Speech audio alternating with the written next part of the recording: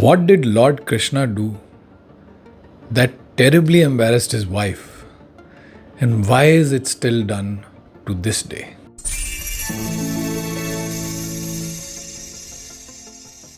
This wonderful retelling unfolded in the Dwapar Yuga, with Lord Krishna bang in the center of it all. In the golden age of the Dwapar Yuga, Lord Krishna, the eighth avatar of Lord Vishnu, ruled the city of Dwaraka. More than a king, he was a cosmic enigma, playful yet wise, mischievous yet divine, deeply loved by all who knew him. Many loved him, and among his many consorts, two of them, Rukmini and Satyabhama, figured prominently. Rukmini was the embodiment of grace and devotion. Rukmini, the princess of Vidarbha, was Krishna's first and principal wife. Deeply spiritual and humble, she had long worshipped Krishna as the divine. Her love was unconditional, quiet, and unwavering. Despite being born in royalty, she was never attached to riches or her status. Her every act reflected a deep surrender to the Lord. Rukmini's story begins far before marriage. She had never met Krishna in person, yet she fell in love with him. Through the people around her, sages and wise men and others, she had heard of the divine cowherd who stole hearts and defeated demons. Though Rukmini's father, King Bhishmaka, was in favor of Rukmini marrying Lord Krishna, her brother Rukmi wanted her to marry Shishupal. When her brother Rukmi arranged her marriage to Shishupal, Rukmini sent a secret letter to Krishna through a Brahmin by the name of Sudev. In that letter, she expressed her wish to be rescued and to marry him. And she wrote, "If I am truly yours, come take me away." Krishna stormed the palace of Vidarbha in his chariot, and when Rukmini was returning from a temple, he pulled her onto the chariot and rode off. He abducted her literally on the way to her Swayamvar. Rukmi, her brother, was very upset and chased after them. He caught up with Krishna, but Krishna defeated him, but he spared his life at Rukmini's request. Since then, Rukmini never asked Krishna for proof of love. She served, prayed and smiled through everything, offering nothing but unwavering bhakti. Satyabhama, on the other hand, was the firebrand, proud and bold one. Satyabhama, the daughter of King Satyajit, came from immense wealth. She was strong-willed, beautiful and deeply attached to Krishna, but her love was often tinged with possessiveness and pride. She was known for her quick temper, sharp tongue and belief that she deserved Krishna's attention above all others. Her marriage to Krishna had its own dramatic beginning too. Before I continue, let me tell you that these stories that I bring to you come from belief, folklore and tradition, some from ancient holy texts, others that have been retold over time. My aim is to share the magic, not to do a scholarly debate on manuscripts. Listen with your heart and immerse yourself in the small corner of spirituality and wonder, a refuge from an online world that often feels too materialistic and harsh.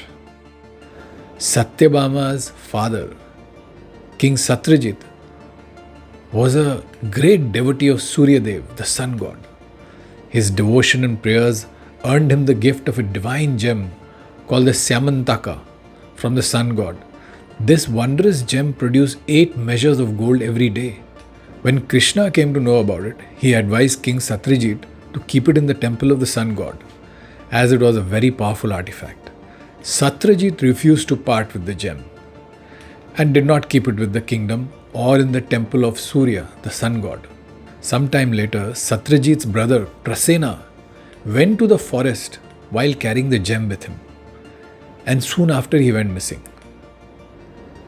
The next thing was that false rumors started to spread that it was Krishna who had taken the gem from Prasena and that Krishna had stolen it.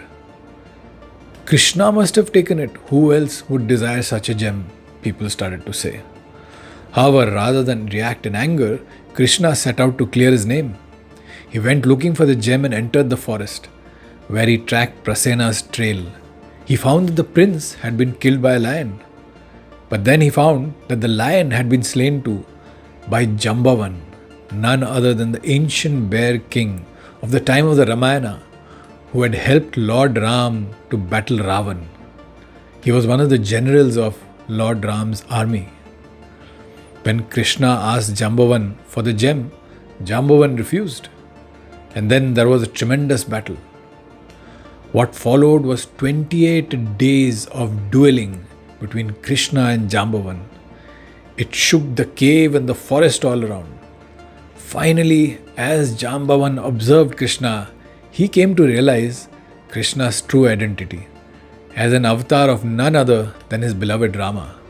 He immediately bowed to Lord Krishna and offered the gem and also his daughter Jambavati in marriage. When Krishna returned the jewel, Satyajit was overwhelmed with guilt and gave his daughter Satyabhama's hand in marriage to Krishna as penance. Thus entered Satyabhama, passionate, proud, and richly adorned.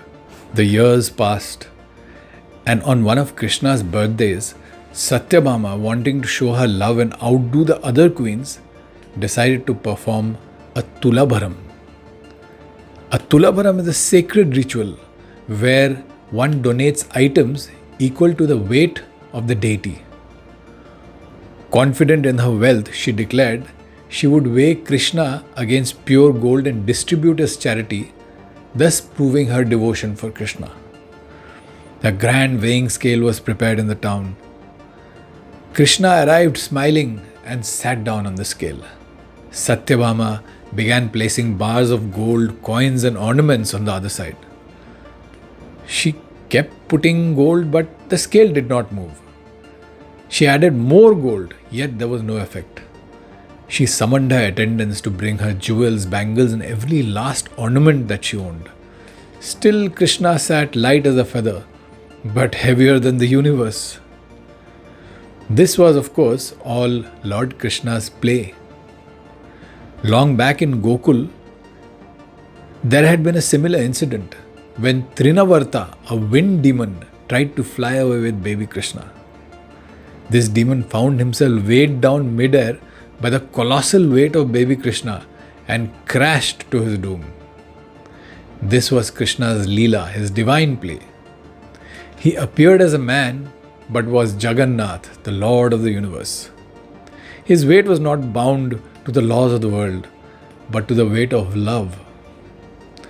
As her last earring was placed on the scale, Satyabhama literally collapsed. The whole city watched. The proud queen was humiliated in front of them all, and she wept. This wasn't just about gold anymore. It was about her own self-worth. And it was crumbling. She turned in tears to the one woman she rarely sought help from, Rukmini. "What shall I do? This is a shame for all of us, not just for me," she whispered. Rukmini, serene and smiling, walked up to a tulsi plant. She plucked 3 tiny leaves, walked to the scale, and placed them gently with her whisper, "With all my love for my Lord." And in that moment, the balance tilted. Krishna's side started to rise. The weight of Rukmini's love, simple, quiet, and ego-free, was greater than all the gold in the world. And that was the beautiful story of Lord Krishna, showing the true value of love and devotion. Krishna shows us with this Tulabharam that divinity responds not to displays of wealth but to sincerity and devotion. Satyabhama's journey is a story of ego melting into humility. Her tears are not weakness but the breaking of inner walls. And Rukmini, without preaching, demonstrates that love without pride is the highest offering. Even the tulsi leaf, small and seemingly insignificant, becomes potent when offered with genuine surrender and love. And as I said in the beginning, this ritual of Tulabharam is still practiced today. And here is why it is still done. Tulabharam is actually much more than an offering. It's a living expression of humility, gratitude, and unwavering devotion. This ancient tradition happens almost every day in temples like Guruvayur, Tirupati, and Udupi in India, where devotees weigh themselves against bananas, jaggery, rice, or even coins, not to impress the divine with wealth, but to show sincerity from the heart. The meaning runs deep. Many perform Tulabharam after their wishes are fulfilled. A safe childbirth, healing from illness, success in endeavors. It becomes a sacred thank you event. Others take vows beforehand, promising the offering if their prayers are granted. In every case, the act is deeply personal. But Tulabharam also teaches a cosmic truth. Devotion outweighs ego. The physical act of standing on a scale measured against what you choose to give humbles the soul. It echoes the timeless tale of Rukmini's 3 tulsi leaves offered with pure love that outweighed all of Satyabhama's gold. In a world today which is chasing for more and more, Krishna's Tulabharam reminds us the divine listens not to the volume of riches, but to the weight of intention. And that is why it endures. Because a heart full of love still weighs more than a world full of gold. When it comes to us today, in a world that is obsessed with outward success, status, wealth, image, this story unveils a deeper truth. It's not what you give, but how you give. Satyabhama gave gold with pride. Rukmini gave tulsi leaves with love. And in the eyes of the divine, it was love that weighed more. So ask yourself, are your actions driven by ego or by surrender? Are you performing or truly offering? Because sometimes the smallest act done with a pure heart carries the weight of the entire universe. If you like this retelling, do like, share and subscribe to Mythical Lights. That is what drives us to bring you more inspiring and beautiful retellings from our scriptures and Itihasa. Until next time.